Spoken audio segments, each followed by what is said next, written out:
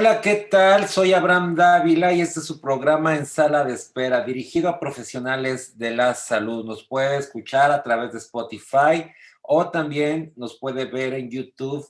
Busque Medical Legal Center o En Sala de Espera. El día de hoy tenemos un tema muy interesante que tiene que ver cómo generar mayores ingresos a aquellos hospitales públicos en la atención de pacientes que hoy en día no cobran. Esto a raíz de que la semana pasada hablamos comentamos el diario oficial de la Federación del último de noviembre, que entró en vigor el 1 de diciembre y que pone en tasa cero las cuotas de recuperación para todos los pacientes que lleguen a hospitales públicos federales. En el caso particular, la estrategia que hemos planteado es no solamente para federales, sino también para organismos públicos descentralizados estatales, donde puedan generar recursos que hoy en día no tienen.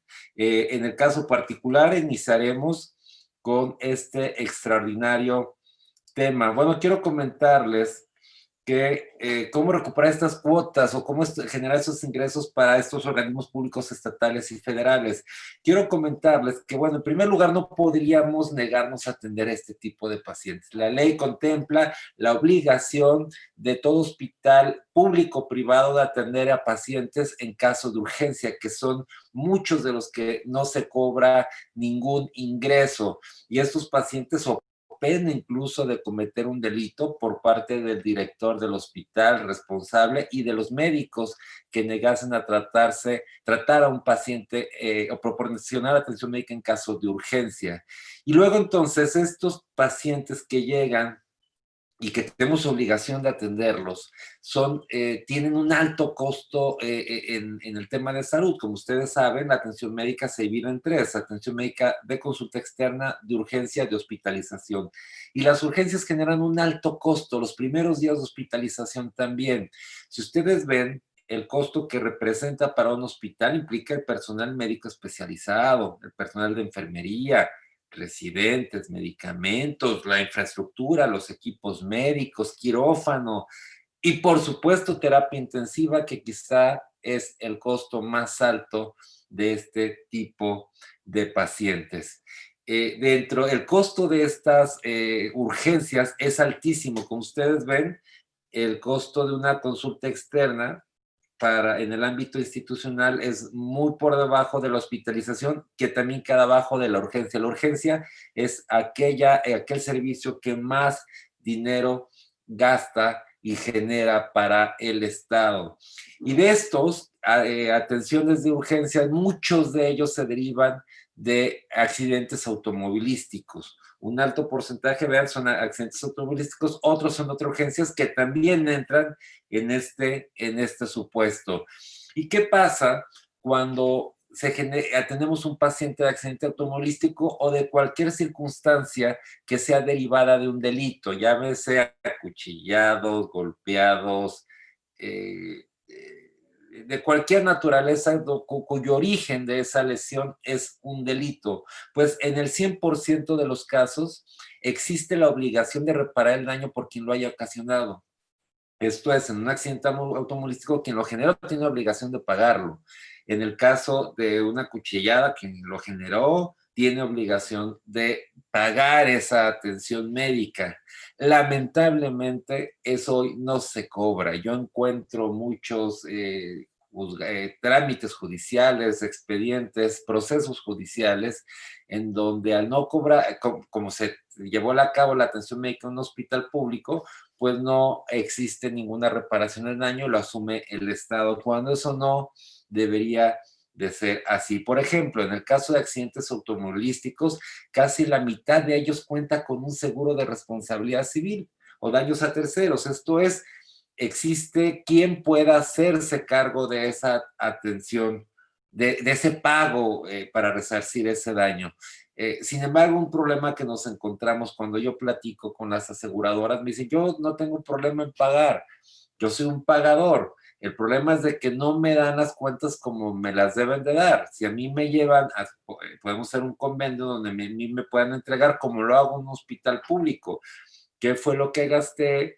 que esos gastos sean congruentes con la atención médica, que me permitan el acceso a ese expediente para poder confirmar que la atención médica es congruente con el gasto y no tendría ninguna inconveniente en pagarlo si se sujetan a mi tabulador, el cual, dicho sea de paso, es mayor que la cuota de recuperación. Luego, entonces, en este caso, no violentaríamos el decreto de 1 de diciembre, que entró en vigor en 1 de diciembre, porque no se está cobrando, o sea, está tasa cero para el paciente, pero eso no exime que podamos hacer la gestión de recuperación del daño, de la recuperación, sí, del daño que se haya ocasionado, del costo de la atención médica, con quien haya ocasionado ese gasto. Y sí podemos subrogar ese gasto. Ahora, de todos estos casos, no se cobra la aseguradora, sino ni al tercer, y no solamente la aseguradora, sino al que originó el daño, que es quien de manera primaria tiene la obligación de pago. Y de los asegurados muy pocos se llegan a cobrar, la tasa es bajísima, no, no pinta, no es increíble cómo este costo que absorbe el Estado no se cobra a quien tiene obligación de pagarlo y quien sí puede pagar. ¿Cuánto dinero implica? Millones de pesos mensuales, que dejan de percibirse, que no paga el obligado al daño, ya sea aseguradora o no aseguradora, pero que fue quien ocasionó el daño, que tiene como obligación indemnizar al paciente. ¿Cuáles son algunas de las hipótesis, por ejemplo, en accidentes automovilísticos? El caso número 1, el usuario de la atención médica es el asegurado. El conductor es el lesionado y por ende corresponde a la aseguradora cubrir todos sus gastos de salud que se originen. ¿Y qué pasa? Llega el paciente, tenemos obligación de atenderlo, porque la ambulancia no sabe si tiene seguro o no, lo mandan a su hospital, que es un OPD o es un hospital público estatal, llegan, lo atienden, y después de eso llega la aseguradora, y después de los 3 o 4 días que fueron los de mayor alto costo, se lo llevan ya a un hospital público haciendo uso de este seguro, pero los días clave no se cubrieron, y es lo que les reitero, sí se puede cobrar. La segunda hipótesis es cuando el usuario es tercero, pero el obligado al pago es el asegurado. Esto es, el asegurado es el que provocó la lesión, casos de atropellamientos, por ejemplo, en donde sin lugar a dudas llega también de la ambulancia, desconoce quién es si tiene seguro o no, lo lleva al hospital público, ahí se atiende. Y entonces aquí podría, en cuanto detectemos que nos apersonemos a la carpeta de investigación, detectemos que la persona que cometió el delito, el atropellamiento, aún de manera culposa, es responsable, tiene seguro, pues vamos haciendo esa gestión. Sin embargo, los primeros momentos, vuelvo a reiterar, fueron absorbidos por el Estado. Y el tercer caso es cuando el obligado, esto es quien cometió el accidente o el culpable del accidente, no tiene seguro. Aún así, aunque no tenga seguro, él es responsable de reparar el daño, incluso la atención médica. Entonces, habría que gestionarlo con él, este pago, y reitero, sin que esto represente de ninguna manera una violación al decreto en mención.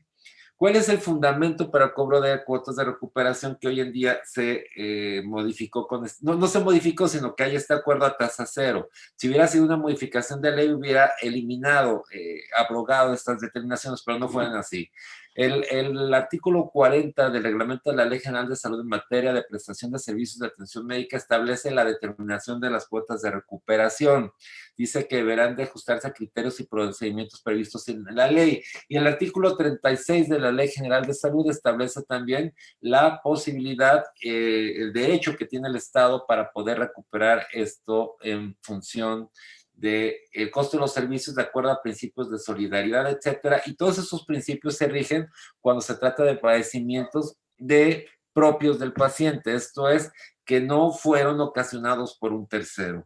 Cuando son ocasionados por un tercero, reitero, existe toda la posibilidad de poder generar estos pagos e ingresos para el hospital hoy en día, que son tan necesarios, especialmente para los hospitales federales, que ahora con este decreto que hemos hecho mención, dejarán de percibir un ingreso que hasta hoy tenían. ¿Cómo hay que hacerlo? Si algún director me dice cómo me ha pasado, Oye, Abraham, ¿y cómo hay que hacerlo? ¿Qué hay que hacer? Bueno, esta es la operación. Primero hay que generar un programa. Mucha gente me decía, es que las trabajadoras sociales ya se van. Claro que no, las trabajadoras sociales vamos a redefinir su actividad, vamos a generar otras actividades donde su talento lo modifiquen, que es natural cuando ocurren esas circunstancias. Pero no, tienen toda la experiencia y hay que capitalizarlo. Primero, bueno, llevar a cabo un programa de capacitación con el área de trabajo social, primero para que identifiquen ese tipo de pacientes, quién está asegurado, quién no, qué agencia del Ministerio Público está conociendo de la investigación, para poder después acercarse a carpeta de investigación, a personarse con los gastos, etcétera, y previo a que se solucione, judicialice este caso, podamos presentar nuestro generador, nuestro ticket para que pueda ser cobrado.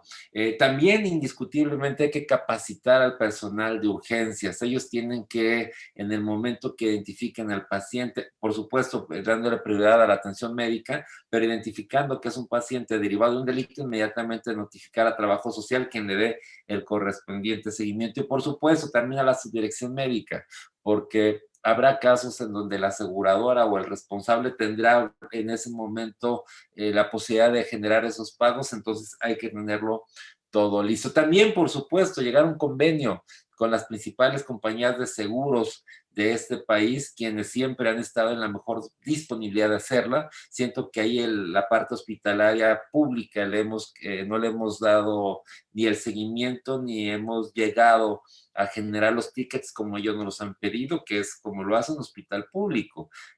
Naturalmente, un hospital privado, perdón. Normalmente decíamos, este procedimiento pues es tanto, y no, o sea, la aseguradora no puede responder porque muchas sobre todo que son públicas, a un pago que no esté en un tabulador y debidamente justificado, ni al más o menos, son datos muy precisos. Entonces, si lo hacemos, establecemos estos procesos para identificar el costo de la atención médica, créanme que podemos dar este paso importante. ¿Cuál es el seguimiento que comentábamos? Bueno, hay que presentarnos a la fiscalía, a la carpeta de investigación para personarnos, presentar nuestros tickets de pago de lo que ha resultado hasta entonces la atención médica, y el fiscal correspondiente tendrá la obligación de valorarlos y solicitar la reparación del daño en ese sentido, porque existe subrogación de estos derechos de atención médica. ¿Qué beneficios se tienen? Bueno, ingresos no previstos por varios millones de pesos anuales,